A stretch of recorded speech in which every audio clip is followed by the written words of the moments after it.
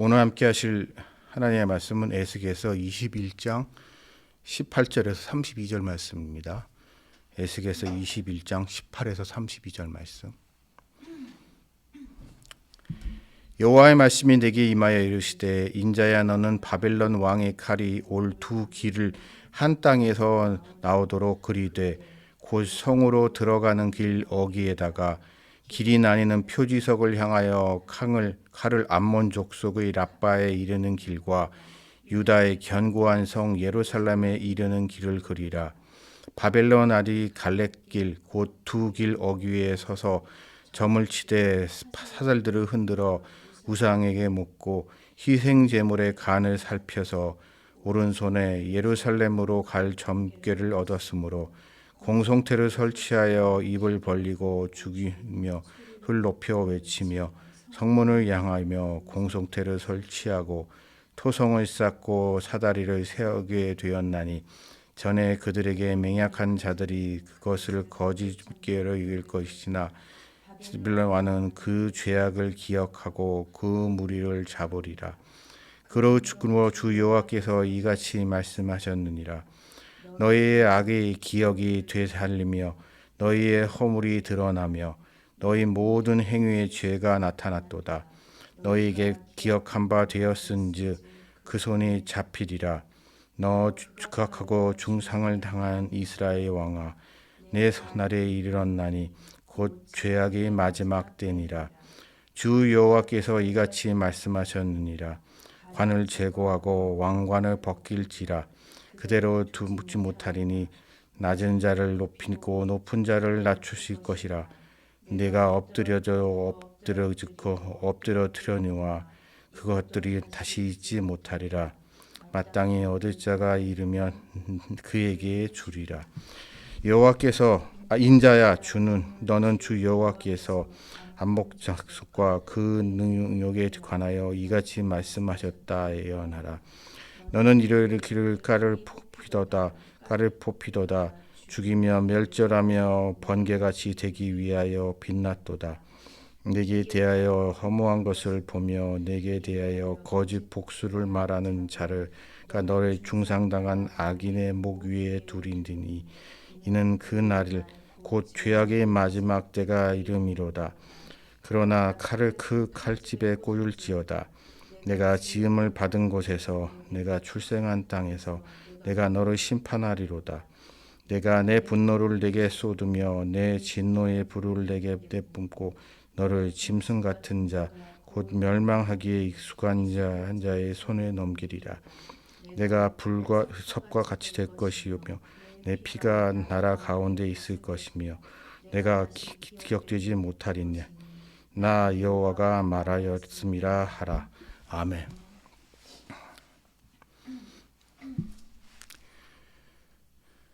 그런 옛말에 우리 속담이 있죠. 호랑이는 죽어서 가죽을 남기고 사람은 죽어서 이름을 남긴다. 근데 다른 한편으로 생각해 보면 이런 생각을 한번 해보게 됩니다. 근대화 이전 호적이라는 제도가 생겨나기 전에는 사람들에게, 많은 사람들은 이름 자체가 없었습니다. 우리 옛날 시골로 따지면 돌쇠, 개똥이, 언년이, 우리가 사극 같은 데 보면은 나오는 그런 이런저런 애칭이라고 해야 되나요? 그냥 막 불려지는 이름들이 있었지 그 사람에게 공식적인 이름이 없는 사람들이 대부분이었습니다. 이름을 가진다는 것 자체가 그 사람은 특별한 존재다. 그 사람은 이름을 남길 만한, 기억될 만한 특별한 사람이다 라는 것을 의미했습니다. 이렇듯 인간에게 있어서 이름이라는 것은, 그리고 그 이름을 통하여 그 사람이 기억된다는 것은 우리 인간의 욕망에 있어서 아주 뿌리 깊은 부분이 아닌가 싶은 생각이 듭니다.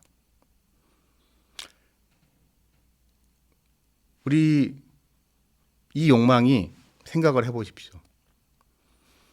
피라미드가 왜 있을까요? 우리가 보통 고고학이라고 하는 유적지들 보면 피라미드도 그렇지만 거의 두 가지 용도 중에 하나입니다. 신을 기리는 신전 같은 종교 건물들이 있죠. 우리나라도 뭐 절 같은 것도 마찬가지죠. 그런 종교 건물들, 종교 시설들 아니면 무덤입니다. 피라미드와 같은 무덤, 우리나라의 왕릉 같은 무덤, 같은 그런 무덤들. 왜 그런 큰 무덤을 만들었을까요?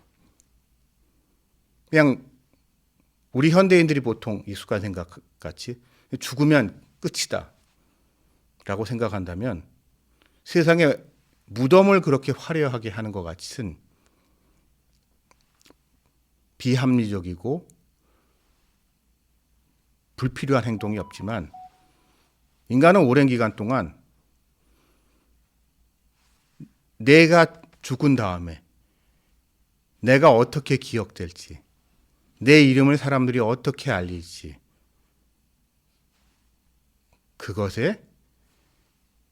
그것을 위한 삶을 살았다고 해야 되나요? 특히 중요한 사람들일수록 내 이름이 역사에서 어떻게 남을지, 후세 사람들이 기억해 주기를 바라는 마음에 그러한 삶들을 살아갔던 게 인간들입니다. 그래서 어찌 보면 인간이 받을 수 있는 형벌, 인간이 경험할 수 있는 비극 중에 가장 비참한 비극이 아마도 잊혀지는 것이 아닌가.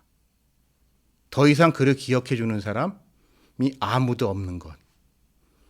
그의 흔적이 더 이상 이 땅에 남아있지 않는 것.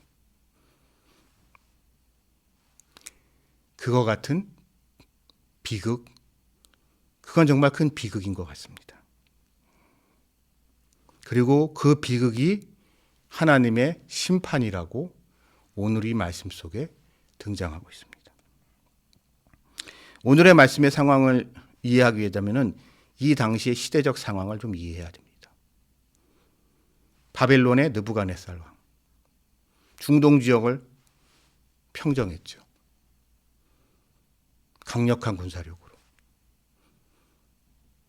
중동 지역을 평정하고 난 다음에 이제 중동 지역은 정확히 말하면 아니지만 가장 강력한 강대국이었던 애굽, 우린 보통 이집트라고 하죠. 근데 성경에서 애굽이라고 표현을 하니까요.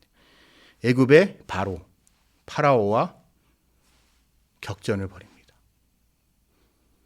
격전을 벌이는 과정을 우리 살펴보면 격전을 벌였던 바로 느고, 성경에 등장하는 그 바로 느고가 결국 느부갓네살과 한판 벌리기 위해서 군대를 끌고 북상하는데 그거를 막아섰다가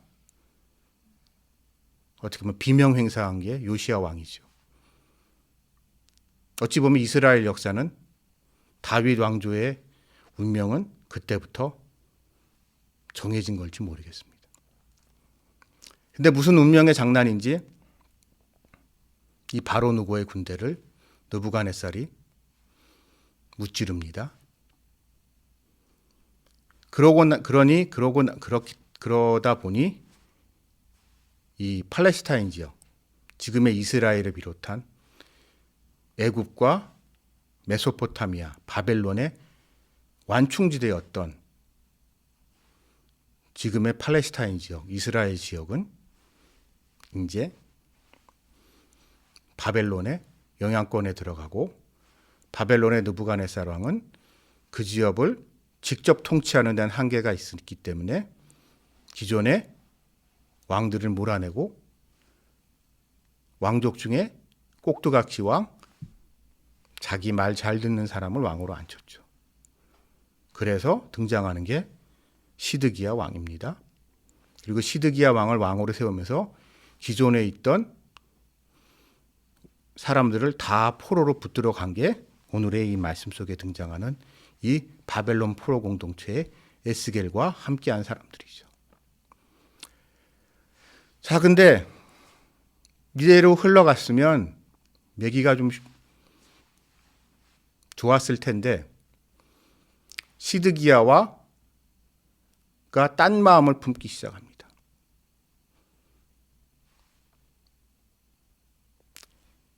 애굽이 이집트가 와서 살살 꼬십니다.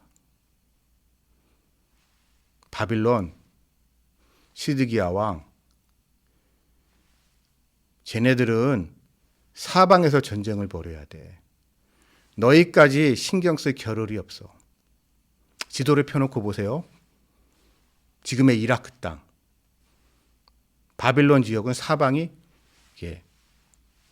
사방으로 개방되어 있는 지역입니다. 그러니까 적이 사방에서 오는 거죠. 북쪽에서도 오고 남쪽에서도 오고 서쪽에서도 오고. 티그리 유프라테스 강을 따라서. 그러니 느부갓네살은 병력을 한 군데로 모으기가 힘들죠. 그러한 지정학적 약점을 파고들어서 애굽은, 이집트는 외교 전술을 핍니다. 바빌론은 더 이상 너희를 압박하기 힘들어. 이곳에 쳐들어왔던 군대 다른 전선에 가 있잖아. 걔네들하고 싸우느라고 정신없어서 너희 신경 못 쓰니까 나랑 손잡자. 애굽은, 이집트는 지정학적으로 방어에 유리한 지역이에요. 왜냐하면 사방, 지금의 이집트 지도로 보십시오. 나머지 지역은 다 사막이라는 천혜의 방패막이가 있기 때문에 수에즈 운하에 있는 이쪽만 딱 방어를 하면 돼요. 방어에 유리한 지형이란 말이에요. 그러니까 그 지금의 수에즈 운하, 시나이 반도를 넘어 공격하는 게 너무 군사적으로 어렵기 때문에 느부갓네살을 비롯한 바빌론 왕들이 거기까지는 못 쳐들어오는 거예요. 그러니까 완충지대로 지금의 팔레스타인 지역을 놔뒀던 거죠. 이러한 상황 속에서 애굽이 꼬시는 거예요.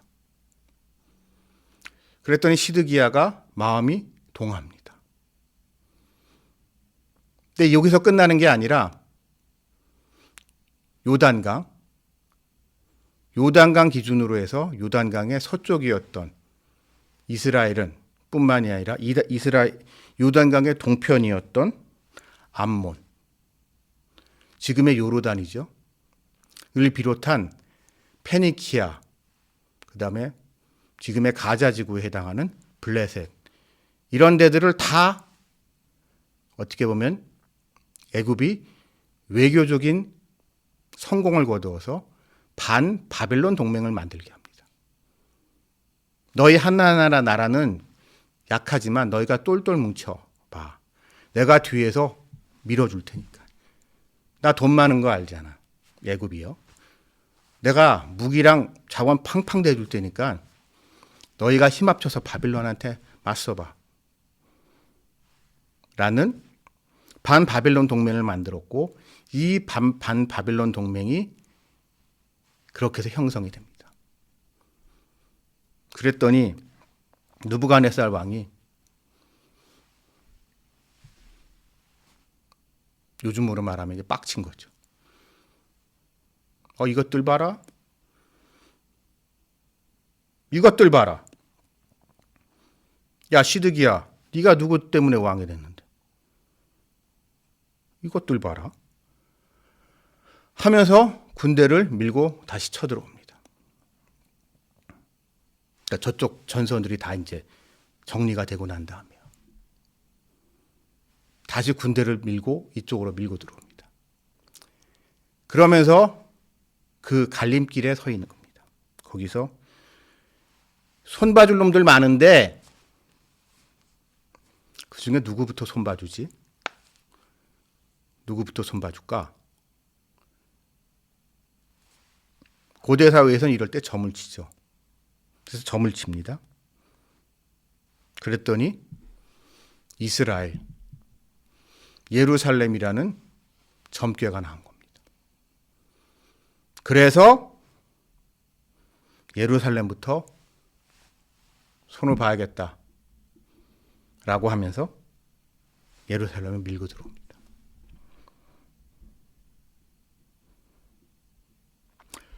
자, 이렇게 예루살렘으로 느부갓네살이 밀고 들어올 때 이스라엘 사람들, 지금 집권 세력은 말할 것도 없고 이 사람 저 사람, 지금 포로 생활하는 이 사람들도 제가 말씀드렸을지 모르겠지만 은근한 기대를 해요. 느부갓네살이 시드기야와 그 무리를 다 내쫓고 다시 누군가 왕을 앉힐 텐데 그때 나에게도 기회가 있지 않을까. 특히 이 포로로 붙들려온 이 사람들 마음속에는 내가 이거 포로로 붙들려와서 오랫동안 이게 포로 생활을 하면서 이 바빌론 사람들하고 친해졌는데 좋은 인맥을 만들어 놨는데 이 인맥을 잘 타서 다시 귀양해서 한자리 할 수 있지 않을까 라는 기대를 하고 있었지만 오늘 이 말씀 속에서 다시 한번 반복하십니다. 그런 일 없다고. 마땅히 얻을 자가 이르면 그에게 주리라. 이 얘기는 뭐예요? 줄 만한 놈이 없다는 거예요. 자, 시드기야한테 왕관을 뺏을 텐데 왕에서 쫓아낼 텐데 더 이상 믿을 만한 놈, 그래서 그 자리에 앉힐 만한 사람이 없기 때문에 너희 헛물 키지 말라고 다시 한번 확언을 하십니다.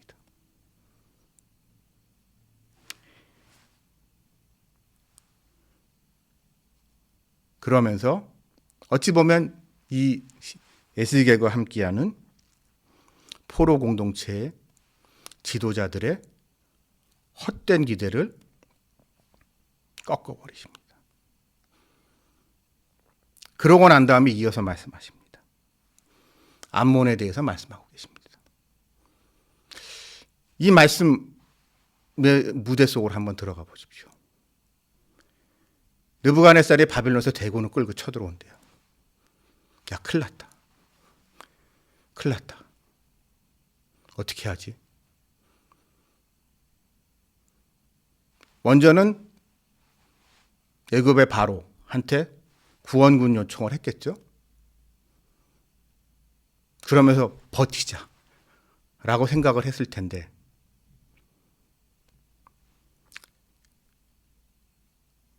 그들의 입장에서는, 암몬 입장에서는 너무나 행복한 소식이 들어와요. 느부갓네살의 군대를 끌고 이 동네로 오다가 예루살렘으로 갔대요. 휴, 우린 살았다. 이게 우리 뭐라고 해야 되나요? 요즘은 뭐 그런 거 없어졌지만 옛날에 선생님들이 학생들을 많이 때렸잖아요. 이 매를 맞는데 근데 빠따를 치는데 처음 맞는 사람이 제일 아픕니다. 아직 힘이 넘치니까. 팔 힘이 넘치니까. 처음엔 팍팍 쳐요. 근데 이제 뒷순번 되잖아요. 그러면 선생님들 사람인지라 힘이 떨어져요. 치기는 치지만 처음 맞았던 사람에 비하면 타격감이 반도 안 됩니다. 암몬은 지금 그런 상황인 거예요. 그래서 암몬이 아마 이렇게 생각했을 거예요. 느부갓네살이 예루살렘을 쳐들어가. 근데 예루살렘은 견고한 성이야. 방어에 유리한 지역이야.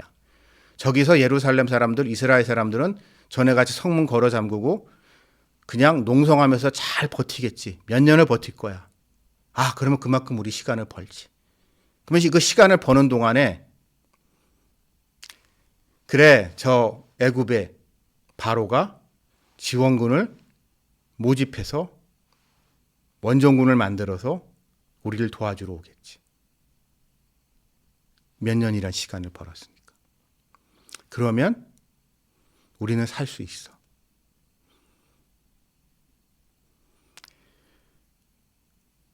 또한 그 기간 동안 느부갓네살의 바벨론 군대는 힘이 많이 빠져 있을 테니까.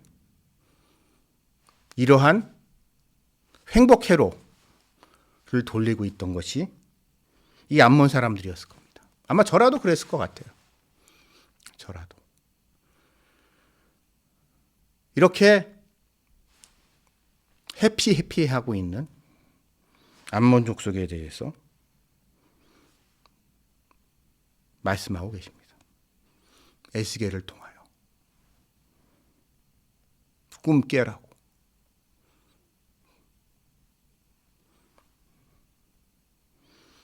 너희도 예외는 아니라고.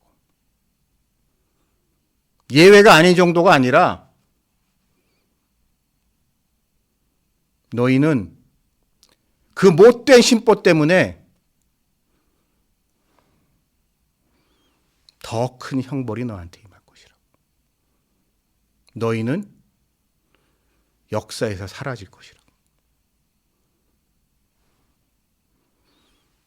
여러분, 이 암몬이라는 점, 성경에 보게 되면 이 지역을 암몬이라고 할 때도 있고요, 모압이라고 할 때도 있고, 그런 지역입니다. 지금 요르단 지역이에요. 근데 우리는 더 이상 그 지역을 암몬이라고 하지 않습니다. 왜요? 암몬인들은 이를 통해서 역사의 뒤안길로 사라졌기 때문에. 한마디로 멸종한 거예요, 이 사람들은. 인간의 눈으로 보기에는 이스라엘 사람들 먼저 망했고 사라질 것 같았지만 포로로 붙들려 가서 처참히 짓밟아지고 성도 없어지고 성전도 없어지고 아무것도 안 남은 것 같지만 어떻게 지금까지 이어져 왔지만 이 암몬 족속들 우리에게 남은 것은 아, 이런 사람들이 있었대 라는 기록밖에 없습니다. 역사의 뒤안길로 사라진 멸종된 사람들이 돼버린 거죠. 참 무서운 이야기입니다.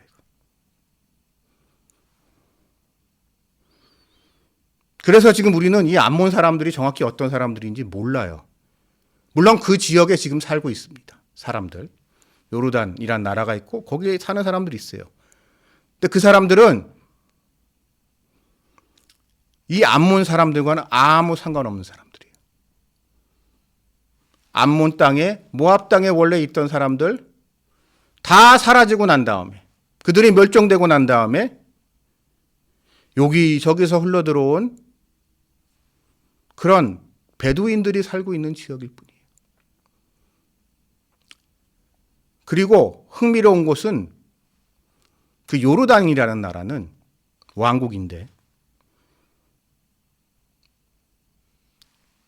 아주 재밌는 사실이 아랍에 이제 이런저런 왕국들이 많잖아요. 이 왕국들이 이제 자기네 족보 자랑을 하잖아요. 족보 자랑을 하는데 마지막으로 남아있는 선지자 마호메드의 후임을 자처하는 혈통적 후임을 자처하는 마지막 왕조입니다. 예를 들어서 사우디 아라비아의 사우디 왕조. 그 사람들은 뭐 이슬람을 내세우고 뭐하지만 최소한 혈통적으로는 선지자 마호메드 가문과 뭐라고 해야 되나요? 그거하고는 상관없는 사람들이에요. 다 그런데 희한하게 지금 요르단 왕은 자기네가 선지자 마호메드의 직계 후예임을 자처하는 특이한 사람들이에요. 그런 사람들이 자리를 잡았어요. 원래 그 땅에 있던 사람들은 다 사라지고. 저는 이거 같이 무서운 형벌이 또 있나 하는 생각이 듭니다.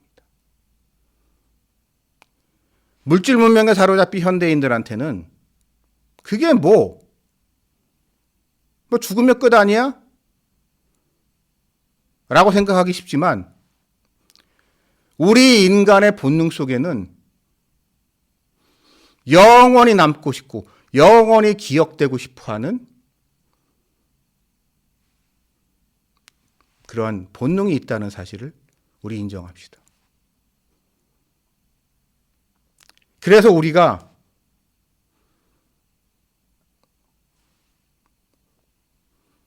묘지를 갔을 때, 국립묘지를 갔을 때 가슴이 가장 짠한 곳이 어디입니까? 동작동 국립묘지, 현충원이죠. 현충원 가면 여기저기만 많이 있고 하지만 우리가 그곳에 갔을 때 가장 가슴이 짠한 곳은 무명용사탑입니다. 이름도 기억되지 못하고 이름이 누군지 몰라요. 그래서 그 사람을 기억할 수도 없고 기릴 수도 없어요. 근데 그런 사람이 있었다는 것만 알아요. 그러한 무명용사 앞에 섰을 때 어찌 보면 한때를 호령했었던 대통령들의 묘지라든가 장군들 묘지에서는 장군묘역 따로 있잖아요. 한 자리 했던 그런 사람들 묘지에서는 묘역에서는 느낄 수 없는 비통함과 애잔함이 우리의 마음속에 생겨납니다. 이렇듯 그 이름조차 기억할 수 없는 그 비극. 우리는 이 비극에 대해서 생각해 볼 필요가 있지 않습니다. 여러분, 우리의 삶은 짧습니다. 그럼 과연 무엇이 남을까요? 우리에 대한 기억, 주로 이름을 통해서 나오는 기억이 우리가 이 세상에 있었다는 흔적이죠.